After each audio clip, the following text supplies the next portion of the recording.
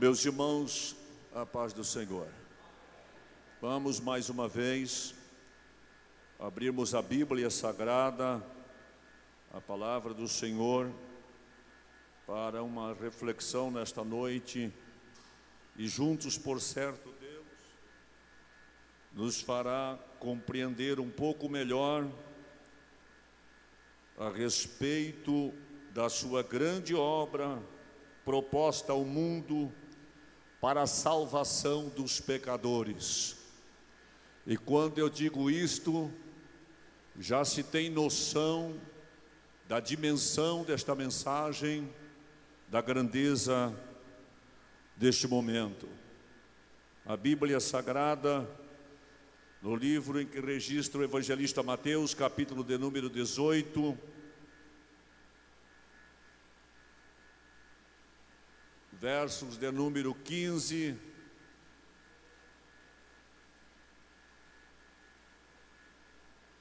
onde está escrito: ora, se teu irmão pecar contra ti, vai e repreende-o entre ti e ele só.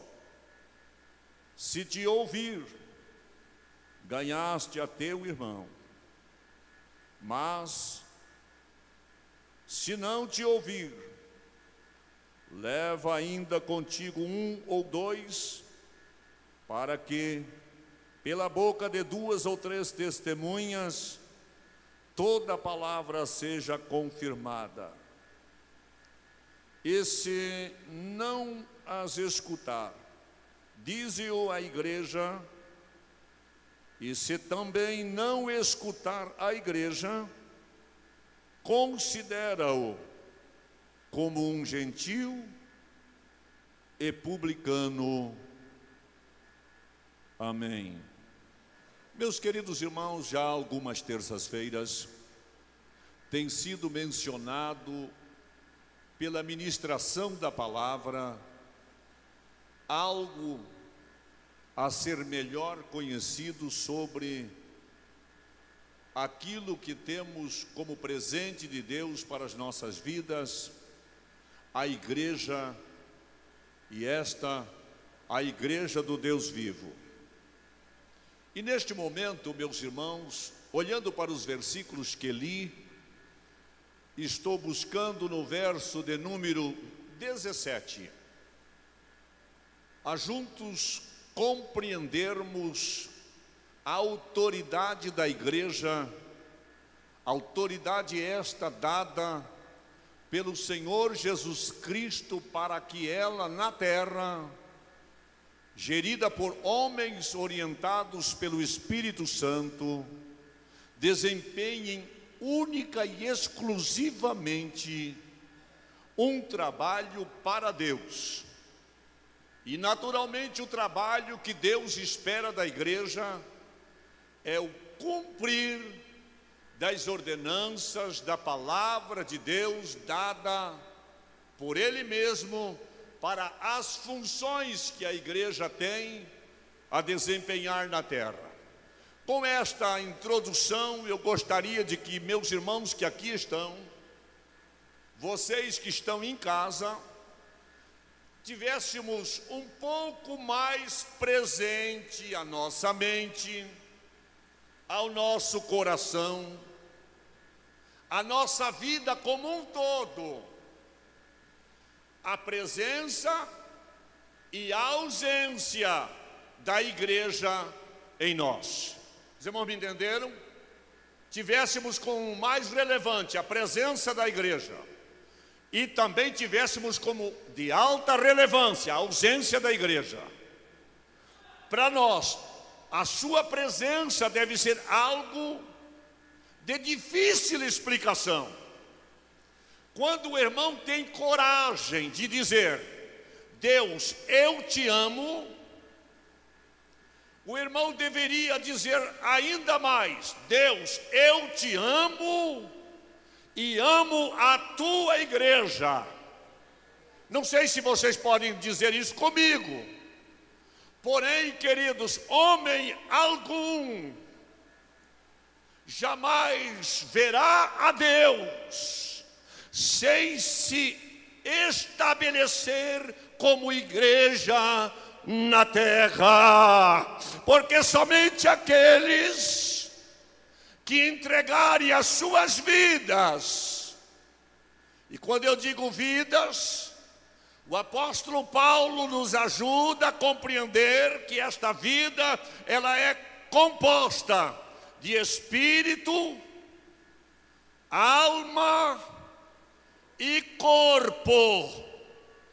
Não trata jamais a Bíblia de que Deus quer o coração, e alguns, fadados pela carência da carnalidade ser exposta, tentam justificar os seus pecados, porquanto diz a Bíblia que a carne palpita do seu desejo, e o seu desejo tem como sentença a morte, e uma vez a carne sendo sacrificada, o espírito está livre. Engana-se perfeitamente, porque Deus quer salvar o homem por inteiro. E deixa eu lhe ajudar, não somente salvar teu espírito, alma e corpo, mas salvar também aquilo que você tem, aquilo que você possui. Aleluia. Como entender melhor a igreja?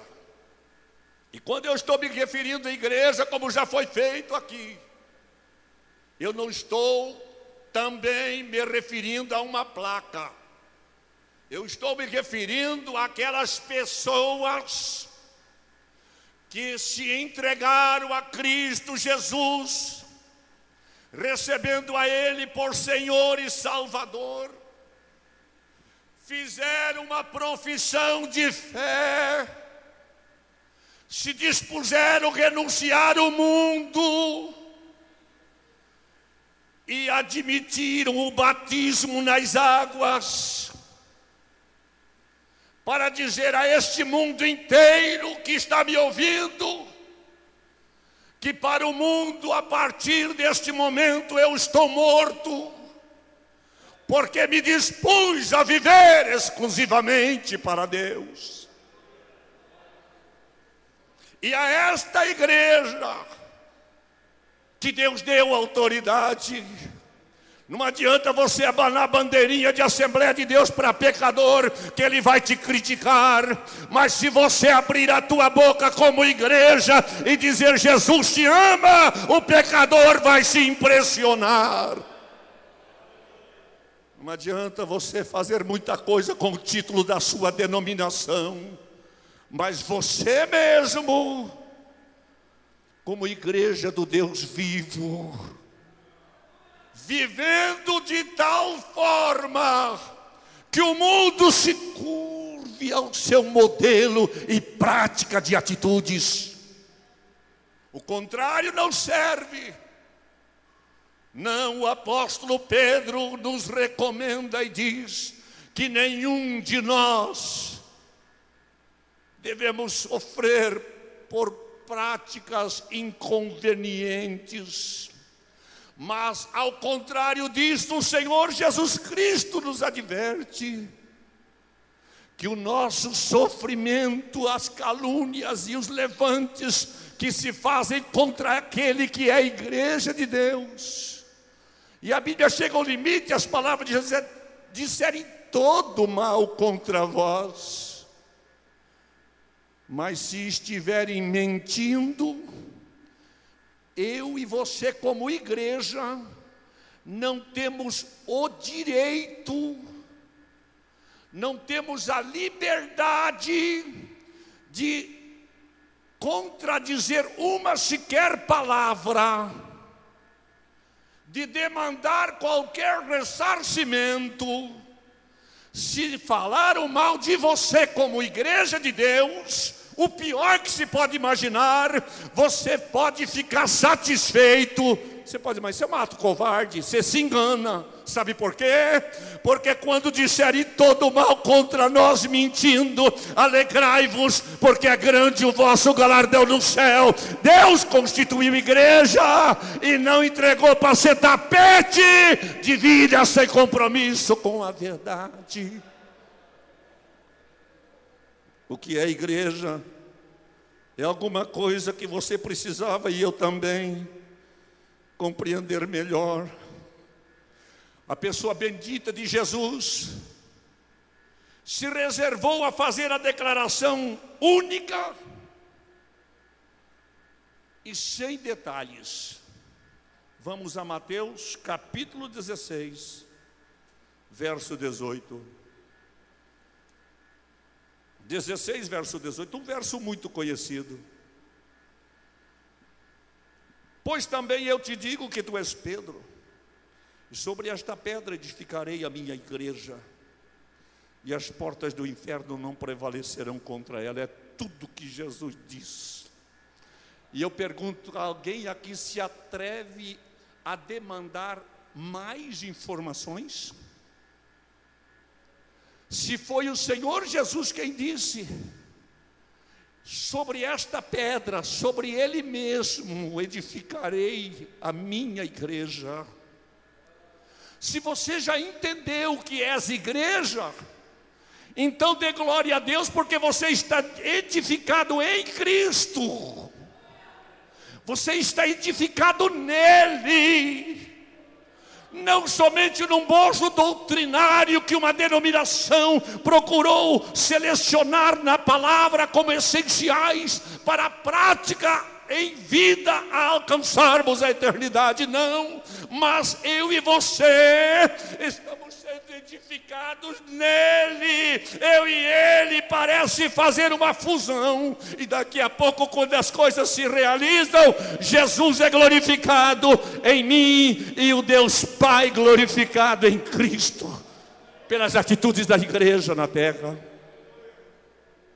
Jesus disse, sobre esta pedra edificarei a minha igreja, e as portas do inferno não prevalecerão contra ela. Talvez um pouco diferente daquilo que o irmão tem costume de estar ouvindo.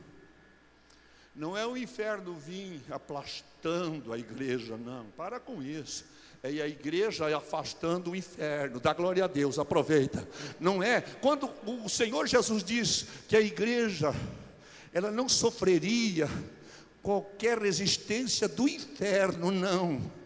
O inferno, as portas do inferno não prevalecerão contra a igreja. O Senhor Jesus está dizendo que a igreja no mundo é para agir de tal forma. Ele, o Senhor Jesus Cristo, constituiu a igreja e delegou a ela autoridade. Delegou a ela autoridade. E depois da autoridade, delegou autoridade com poder. Autoridade com poder. Para que as portas do inferno, quando ainda esta semana, domingo à noite, telefonaram aqui de uma chácara vizinha, indo aqui para Ji, Paraná, pedindo socorro a um dos nossos obreiros aí de uma congregação. Venha depressa, nós estamos em 3, já não sabemos mais o que fazer, a situação está desconfortante aqui em casa, já quebramos aqui uma porção de coisa, a gente não consegue contornar, está virado uma coisa difícil, mas estava em meio culto. O irmão que é dirigente disse, olha, às 9 horas termina o culto, eu vou terminar exatamente no horário, para 9h10 no máximo chegar aí. 9 horas, quando terminar o culto e disser, agora nós estamos indo, o inferno se retirou e foi embora. Quando os irmãos chegaram, eles estavam sentados, sujos de rolar pelo chão afora, molhados do suor, das forças que faziam para sujeitar uma pessoa, ou em 3, um só. Mas disseram, olha, mais ou menos 9 qualquer coisa, graças a Deus nós ficamos livres da contenda, da luta, da demanda física, que nós já não suportávamos mais. Foi a hora que a igreja disse, agora está terminando o culto, nós vamos lá libertar aquela vida. Quando eles oraram para sair, o inferno já foi indo embora. A igreja precisa dar mais glória a Deus, a igreja precisa sentir mais esta ação, porque a presença da igreja é para afastar a autoridade e o poder do inferno. Aleluia.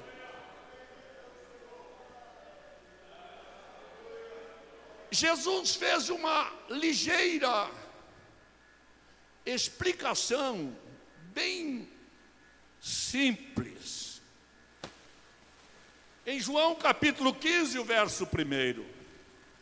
Muito simples. Aliás, quem está querendo ouvir coisas complicadas com equações e filosofia, não vem aqui, porque aqui não é lugar para essas coisas. O Evangelho é muito prático, muito simples, muito agradável.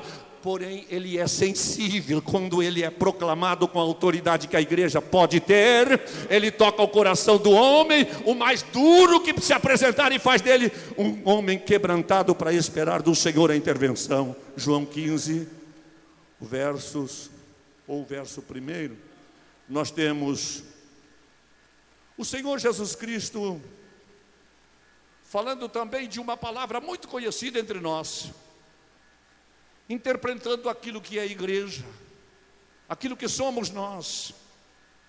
Disse o Senhor Jesus: eu sou a videira. Vocês já abriram a Bíblia? João, evangelista, capítulo 15, verso 1. Disse o Senhor: eu sou a videira.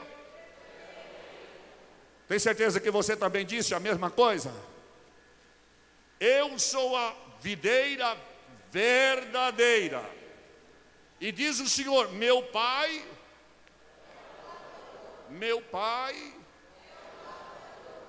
toda vara em mim que não dá fruto, atira, e limpa toda aquela que dá fruto, para que dê mais fruto. Autoridade da igreja. A igreja é autoridade para fazer a manutenção das podas necessárias, inclusive das amputações lastimáveis.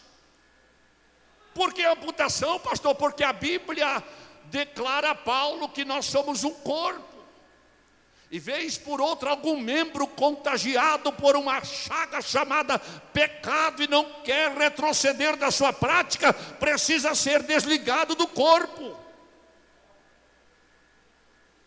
Mas Jesus disse: eu sou a videira verdadeira, meu Pai é o lavrador.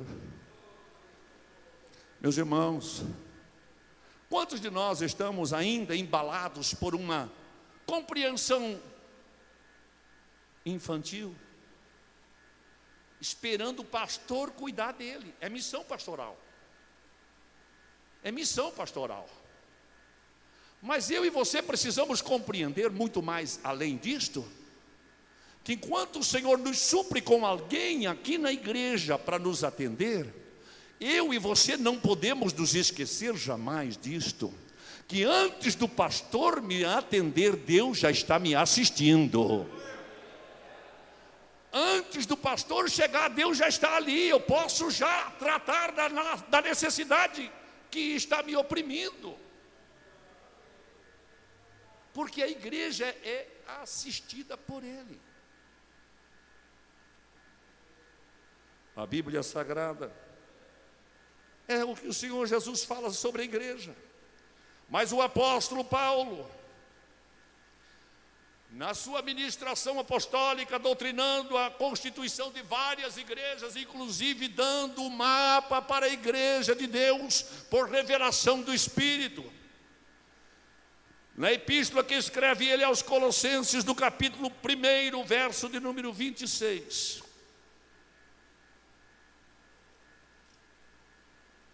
Colossenses capítulo 1, o verso de número 26. Olha o que Paulo está revelando para a igreja em Colossos. O mistério que esteve oculto desde os séculos, desde todos os séculos, e em todas as gerações, e que agora foi manifesta aos seus santos. Glória a Deus, aleluia. Bendito seja o nome daquele que era, que é e que há de ser. Glória a Deus. A Bíblia registra no registro que faz a epístola aos Hebreus, que homens como Abraão, como Elias, como Eliseu, como Enoque, como todos os patriarcas, profetas, homens e mulheres, morreram na esperança. Só que eu e você estamos desfrutando da promessa, igreja. Eles esperavam que Deus desse ao mundo uma resposta do que disse no Éden, mas esta resposta foi se postergando, foi se vencendo pelo tempo, e chegou o tempo em que Cristo veio ao mundo, e os homens o receberam, segundo o profeta Isaías, por aflito e ferido de Deus. Esse homem de mau comportamento, de má conduta, de ingerência na vida das pessoas, que quer dar um modelo de conduta para todo mundo, só ele que está certo. E os homens dos dias de Jesus, disse o profeta Isaías, o reputaram a Cristo por aflito e ferido de Deus. Ele foi ferido por Deus porque não tinha nada o que fazer aqui, mas a Bíblia diz diferente para mim e para você, que ele foi moído pelos nossos pecados e pelas suas feridas eu e você fomos sarados.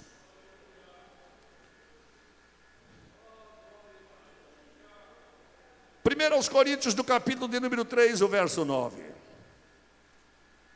Primeiro aos Coríntios, do capítulo 3 e o verso 9, onde está escrito: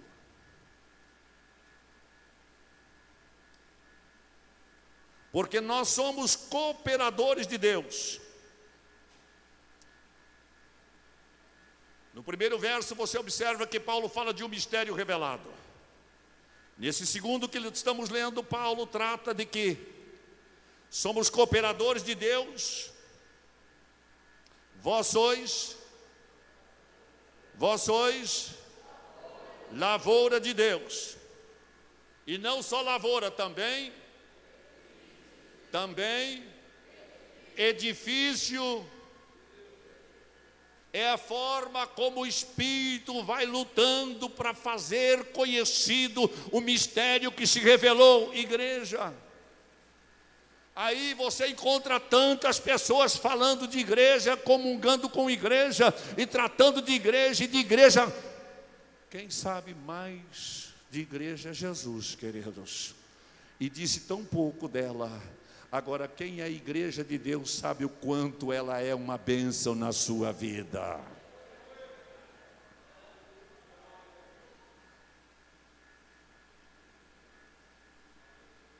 Neste verso, ou ainda, voltando à epístola que Paulo escreve aos Colossenses, do capítulo de número 9, o verso 19, 2 e 19, está escrito: e não ligado à cabeça, da qual todo o corpo. Eu leio o verso 18 para que todos tenham uma compreensão completa. Ninguém vos domine a seu bel prazer, com pretexto de humildade e de culto dos anjos, metendo-se em coisas que não viu, estando de balde inchado na sua carnal compreensão, e não ligado à cabeça, da qual todo o corpo, provido e organizado pelas juntas e ligaduras, vai crescendo em aumento de Deus. Eu acho que tem que ler de novo, né? Já prestou atenção como o assunto é interessante? Vou ler outra vez. Ninguém vos domine. Isso é para quem é crente, salvo em Jesus, irmão, sentir o que a Bíblia fala de ser livre e ser liberto Duas coisas diferentes. Uma coisa é ser livre, outra coisa é ser liberto. E agora Paulo está dizendo: ninguém vos domine a seu bel prazer. O que tem de pessoas escravas de igreja, escrava de ministério, escrava de comissões, escrava de compromissos. A igreja de Deus é livre. A igreja de Deus é livre. Porém, a liberdade com que Cristo nos libertou não é para nos soltar mundo afora sem rumo e sem regra. A liberdade com que Ele nos libertou é para vivermos uma vida de disciplina, para que a bênção do Todo-Poderoso venha sobre nós, como igreja de Deus. E o verso 18 está dizendo: com pretexto de humildade, de culto dos anjos, metendo-se em coisas que não viu, estando de balde inchado na sua carnal compreensão, e não ligado aonde? Ligado à cabeça. Que cabeça é esta? Que cabeça é esta? Que cabeça é esta? Cristo é a cabeça da igreja, a cabeça do corpo. Embora sendo muitos membros, somos um só corpo, e para este corpo uma só cabeça, que é Cristo. Agora está dizendo Paulo: e não ligado à cabeça, da qual todo corpo, provido e organizado pelas juntas e medulas, vai crescendo em aumento. Deus vai ficando mais perto de mim, mais perto de você. Deus vai chegando mais intimamente de mim e de você. A comunhão entre eu e Deus vai ficando mais estreita a cada momento. A comunhão vai se ajustando tanto que daqui a pouco eu e você vamos estar igual os discípulos lá no Monte da Transfiguração. A gente nem vai embora daqui, porque esse lugar é bom demais. Vamos fazer aqui uma cabana para acolher os visitantes, e nós vamos ficar na tua, Jesus. Nós vamos ficar na tua cabana para estar sempre junto. Um dia estaremos sempre junto com Ele, não em uma cabana, em um monte chamado de Transfiguração. Estaremos com Ele nas mansões celestiais, desfrutando daquilo que os nossos olhos nunca viram, nosso coração nunca palpitou. O apóstolo Pedro não encontrou muita coisa a fazer em relação a dar declarações sobre a igreja. Já pensaram? O apóstolo Paulo se reportou a edifício, a lavoura, a corpo. Mas Pedro, encontrando dificuldades na sua maneira de ser escritor, ele resumiu a interpretação que o Espírito lhe dá, e ele diz, primeira carta do apóstolo Pedro, no capítulo de número 5, verso de número 2, olha lá o que foi que Pedro, o apóstolo, diz. Amém? Apacentai o rebanho de Deus que está entre vós, tendo cuidado dele, não por força, mas voluntariamente, nem por torpe ganância, mas de ânimo pronto. Vocês são capazes de imaginar que Deus enviaria Jesus aqui, lá na terra da Palestina, um lugar que não tem terra para nada, produziu o que numa terra árida daquela, puro calcário, para criar um rebanho,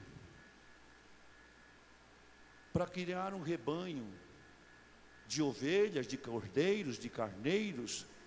Queria mandar Jesus para, olha, você desça lá e contrata bastante gente para criar rebanhos, ovelhas.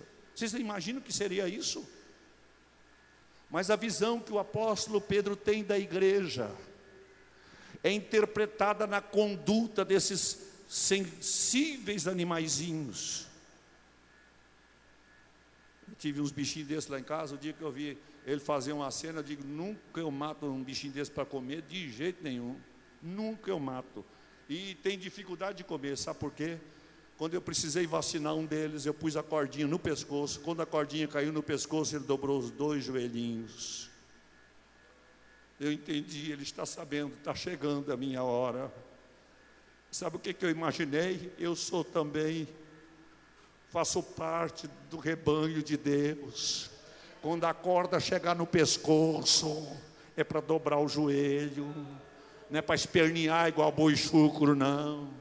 Não é para se levantar, ficar dando cotovelada, igual disse o profeta Ezequiel, não. Quando vir a soga ao pescoço, dobre o joelho, porque virá o teu socorro. Você faz parte do rebanho que Pedro interpretou, chamou de rebanho.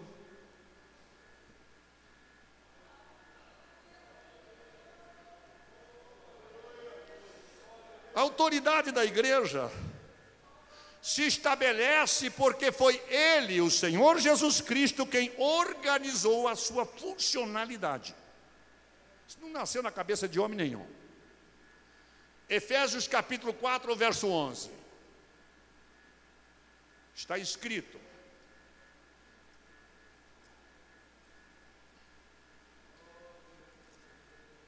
Efésios capítulo 4 e verso 11.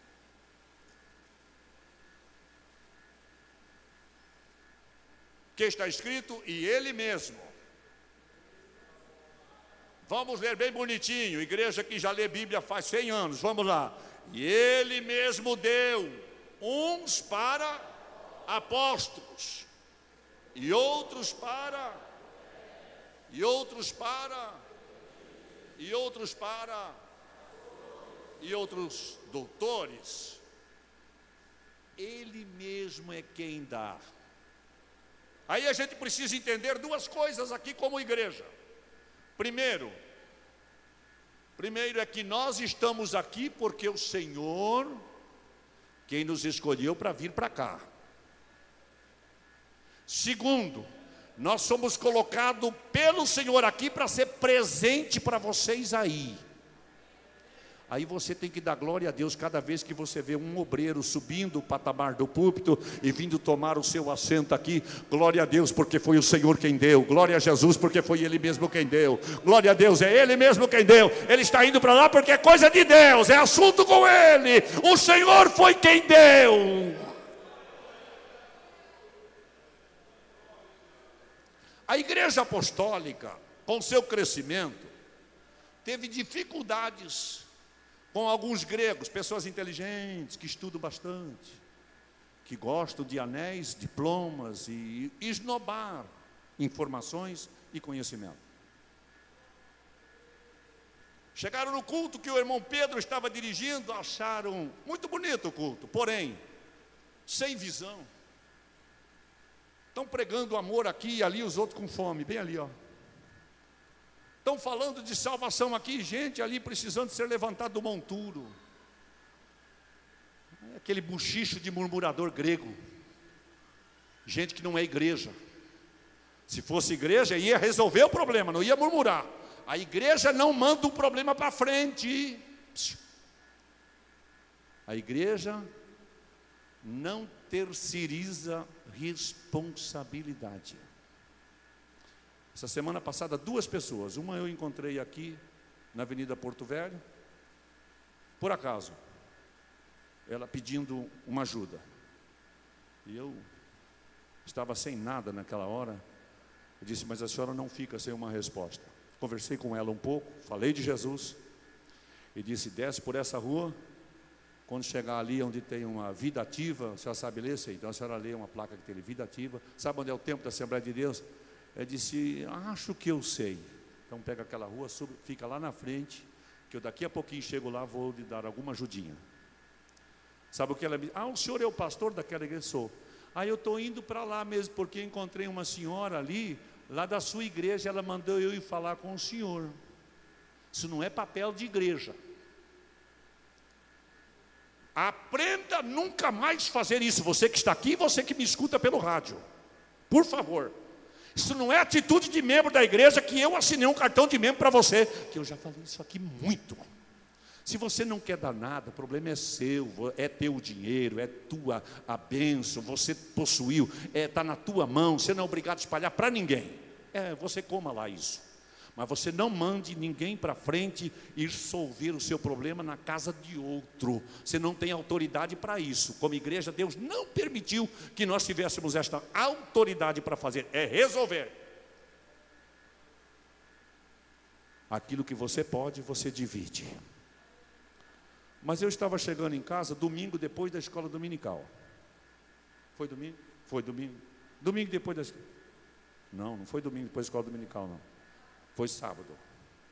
Depois de algumas atividades aqui, tinha um senhor sentado numa mochila no portão da minha casa. Graças que eu, depois conversando, conheci o rapaz. Não dava para ficar assim um pouco com medo. Ele mesmo admitiu. O estado dele não era de estar por ali. Até porque se passasse uma viatura da polícia, por certo ia parar para perguntar o que aquela pessoa está fazendo sentada ao portão da casa de alguém por ali, numa situação muito difícil de olhar. Cheguei e fui conversar com ele, logo conheci, é uma pessoa com quem há algum tempo nós já fizemos alguns negociozinhos, uma situação bem diferente da que ele está hoje, e ele foi por aí nessas organizações barrelas que o Estado cria só para dar emprego para os outros, para resolver problema de ninguém. Ele me falou tanta repartição aí que ele viajou aqui em Cacoal, que foi em tanto lugar, fazendo fichinha e preenchendo isso e mais aquilo. E numa última que ele foi, ele disse, olha, daqui 10 dias o senhor volta aqui. Ele me disse, Nelson, porque me conhece como pessoa amiga, eu disse, Nelson, eu estou sem comer há 3 dias, andei 100 quilômetros a pé. Essa gente tem coragem de me dizer para voltar daqui 10 dias, se eu ficar esperando, por certo eu estou morto. Não vou voltar lá. Que covardia essa nossa organização política, queridos. Que miséria pegar o nosso dinheiro só para fazer cabide de emprego, para colocar a pessoa atrás de uma mesa, preencher papelzinho para mandar o coitado para frente. Igreja não faz isso, mandar para frente não. Falei, agora danado aqui, rapaz. Conversei com ele, o que você precisa? Ir para o Guaporé, porque se eu chegar no Guaporé eu estou em casa, porque dali para baixo todos os boiadeiros me conhecem, eu trabalhei muito tempo ali como borracheiro, mas daqui para cima ninguém sabe quem sou eu. Falei, então tudo bem, liguei para o irmão Luiz, cadê Luiz? Luiz está na escola. Luiz, quanto que é a passagem para o Guaporé? R$41, toma 50. E vai, luta para chegar em casa para ver tua família, rapaz. Larga essas fichinhas miseráveis, mesquinha, que se preenche por aí. Isso não leva a canto nenhum. Que coisa estranha. A igreja não pode participar desse tipo de atitude, irmão, de mandar as pessoas para frente, tentar, dando a esperança de coisa que não vai acontecer. Igreja é algo diferente daquilo que o homem organiza, porque foi organizado por Deus para tratar das coisas que falam a respeito do reino do Senhor.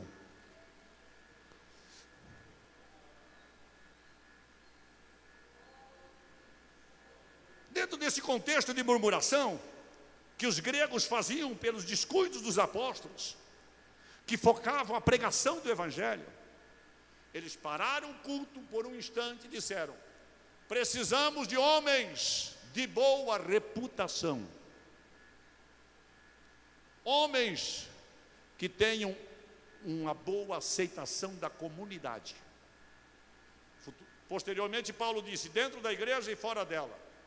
Mas aqui eram homens que não tinham acusação de descuidos em sua prática de vida cotidiana, não diz de qual seja, tinham que ser homens exemplares, quando compra, quando visita, quando toma emprestado, quando fica doente, quando tem saúde, afinal, homem exemplar.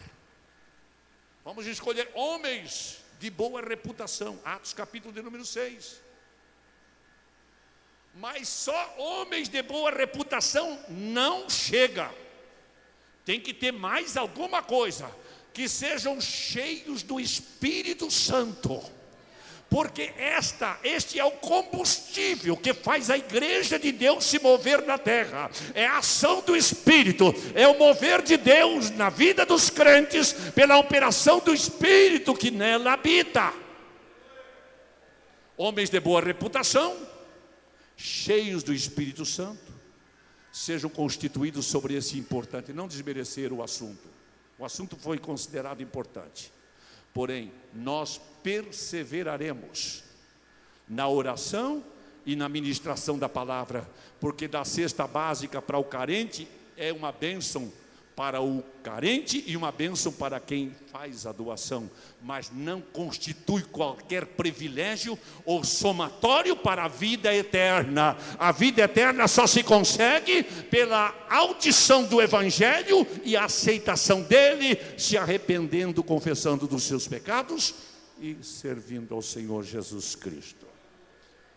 Na igreja de Antioquia, o Espírito Santo resolveu fazer um movimento missionário, porque a igreja de Jerusalém estava concentrada.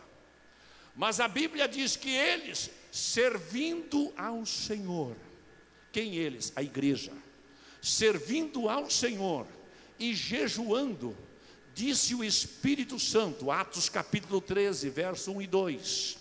Atos capítulo 13, verso 1 e 2, diz o Espírito Santo: apartai-me a Saulo e a Barnabé, ou Barnabé e a Saulo, para uma obra que os tenho chamado. A autoridade da igreja de Deus, irmãos, é porque é Deus quem conduz a sua igreja. É Ele quem coloca, é Ele quem tira, é Ele quem substitui, é Ele quem aprova, é Ele quem reprova, é Ele quem acha que está certo, é Ele que acha que está. Eu sou somente servo dele. Nesses últimos dias, alguns têm se constituído diferentes.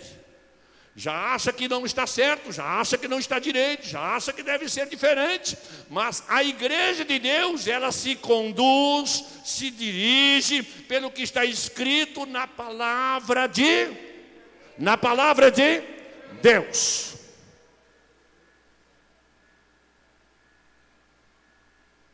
A autoridade da igreja não pode ser confundida como aquela organização que tem domínio sobre os que estão ali, frequentando, assistindo, participando. Porém, o único organismo autorizado por Deus para proclamar o Evangelho chama-se igreja. Pastor, mas uma empresa não pode fazer? Pode tentar, não vai dar conta. Eu conheço algumas que tentaram, faliram, quebraram, porque Deus honra a sua palavra e Ele não vai mudar o rumo daquilo que estabeleceu para a salvação dos pecadores. Uma das maiores magazines do Rio de Janeiro, em bons tempos passados,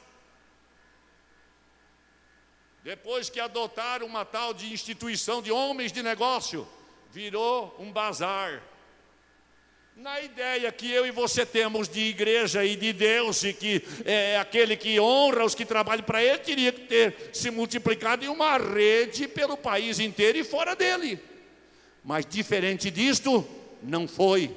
Porque a missão da pregação do Evangelho é da igreja. Cadê os crentes para dizer amém? E igreja que eu estou me reportando aqui não se restringe a evangelistas. Há assalariados que a igreja procura sustentar para acudir às emergências. Não, aqui a pregação do Evangelho é por aquele que quer ser igreja. Você que tem o Espírito Santo vivendo em você, você tem a responsabilidade e a autoridade com o poder de Deus para proclamar o Evangelho, e o Evangelho que é poder de Deus salvará o pecador. Segundo, a autoridade dada por Cristo Jesus à igreja é para ela trabalhar num mundo hostil e cruel, como é o nosso, trabalhar em seu nome. Ô irmãos, aí eu ainda encontro muitos crentes por aqui que dizem: como é que eu vou aceitar isso, pastor? E o meu nome? Que nome tem você? Pastor, mas já pensou o que foi feito com o meu nome? Olha só, o meu nome. Olha lá onde é que foi parar meu... Que nome, irmão?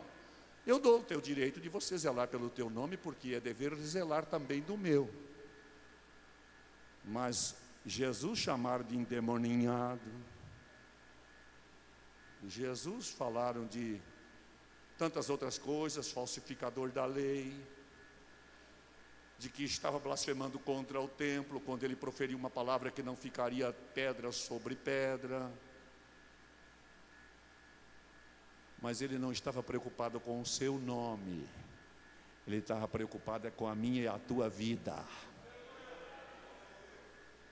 E os primeiros crentes aprenderam essa lição, mas os últimos crentes estão pisando nela. Deixa eu lhe dizer, Estevão é acusado e levado perante as autoridades para fazer uma defesa, para se defender das acusações que o povo estava fazendo contra ele, e a sentença era de morte. Estevão não perdeu tempo, ele disse: varões, irmãos e pais, tudo, e entrou na palavra, e começou a falar, e a proclamar as verdades do Evangelho, acusando eles, aquele a quem vocês mataram, crucificando no madeiro, Deus o exaltou soberanamente, ressuscitando dos mortos. E quando ele disse assim, enfurecidos os judeus se lançaram contra o Estevão, mas a glória de Deus o toma e ele olha para cima e diz: estou vendo o céu aberto, eu estou vendo. Esse é o papel da igreja, esse é o papel da igreja. A igreja vive assim, não anda procurando se defender, não anda procurando fazer manifestações que possam ressalvar a sua reputação, não. Mas também não anda fazendo anarquia que põe seu nome na lama. Não anda aprontando poucas vergonhas, que é vergonhoso ouvir o teu nome, também não. Mas quando falarem o teu nome, o inferno treme, porque te conhece e sabe que tu és servo de Deus.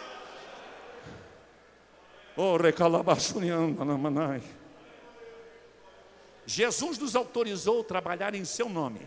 É como ele tomasse um cartão corporativo e distribuísse para todos nós. Tome, vai mundo afora, vai.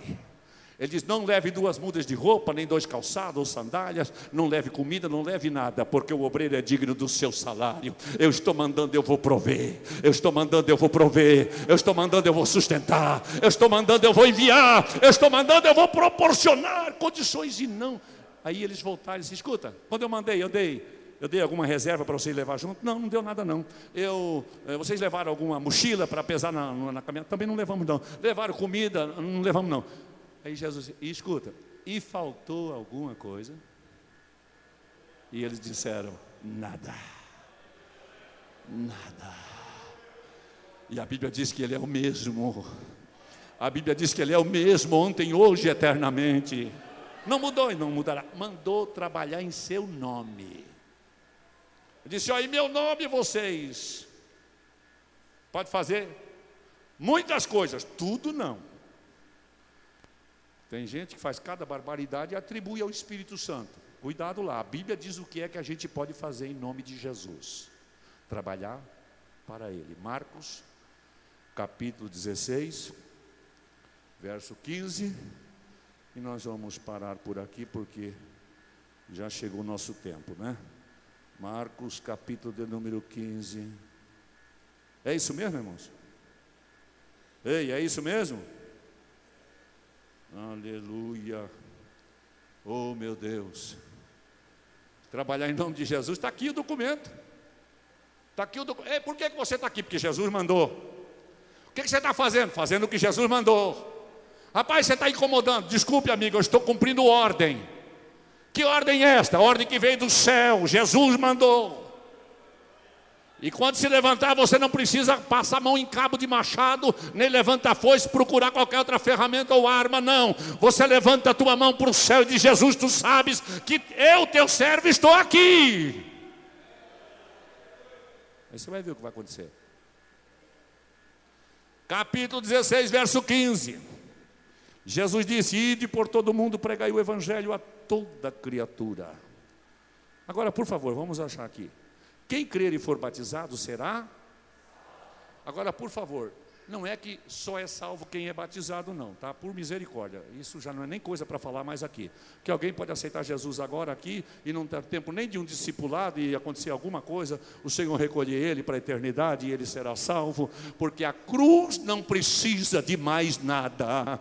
Quem crê no evangelho da crucificação, do evangelho do sacrifício da cruz, recebe a salvação. O que é batismo, então? É cumprimento de uma ordenança deixada por ele à igreja. For batizado será, mas quem não crer, olha aí, pode ser batizado, mas se não crer vai ser perdido, viu? O que tem de gente que não crê no evangelho e é batizado, depois chega por aqui e quer que o seu batismo vale. Irmãos, por favor, especialmente obreiros, não é só o fato de ser batizado, é preciso saber qual foi a confissão de fé que ele fez no ato do seu batismo. E quem é que foi lhe batizar? Não é qualquer um que pode pegar alguém e levar lá para a barranca de um rio e batizar assim como está escrito na Bíblia, em nome do Pai, do Filho e do Espírito Santo. Leva a água e tira da água e está batizado. Vai brincar para lá com as coisas de Deus, querido. Não é assim, não. É preciso que haja uma confissão, é preciso que haja uma rendição, e é necessário que haja uma organização divina, chamada de igreja, para ministrar o ato do batismo. Tem muitas organizações por aí que não são chamadas de igreja. Então o batismo que eles ministram não pode ser respeitado, porque só a igreja de Deus tem autoridade para batizar os pecadores que se arrependem e crê no evangelho. Isso é bom que todo mundo escute. O que mais? Quem não crer será condenado. E estes sinais seguirão aos que crerem.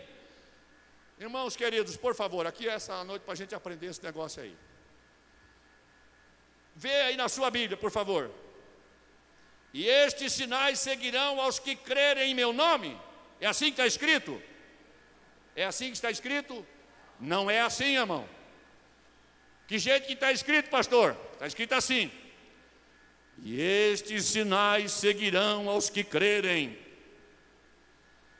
Em meu nome expulsarão demônios. Não está escrito: e esses sinais seguirão aos que crerem em meu nome. Tem ali uma necessidade de observação gráfica com 2 pontos. Para o assunto e vai dizer: crer no quê? Vamos lá? E esses sinais seguirão aos que crerem. Em meu nome expulsarão demônios, falarão novas línguas, pegarão nas serpentes, e se beberem alguma coisa mortífera, não lhes fará dano algum, e imporão as mãos sobre os enfermos, e os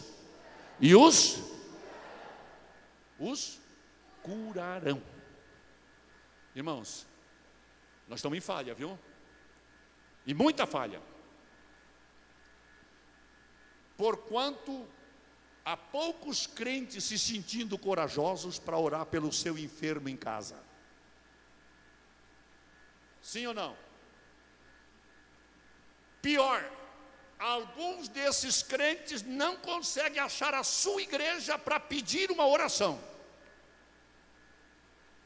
E a Bíblia Sagrada diz que como igreja eu e você somos autoridade para fazer esta ministração. Mais que isto, a Bíblia também diz, Tiago escreveu: está entre vós alguém doente? Chame os presbíteros da igreja. Presbíteros da igreja, aqueles homens que você vê por aqui na igreja.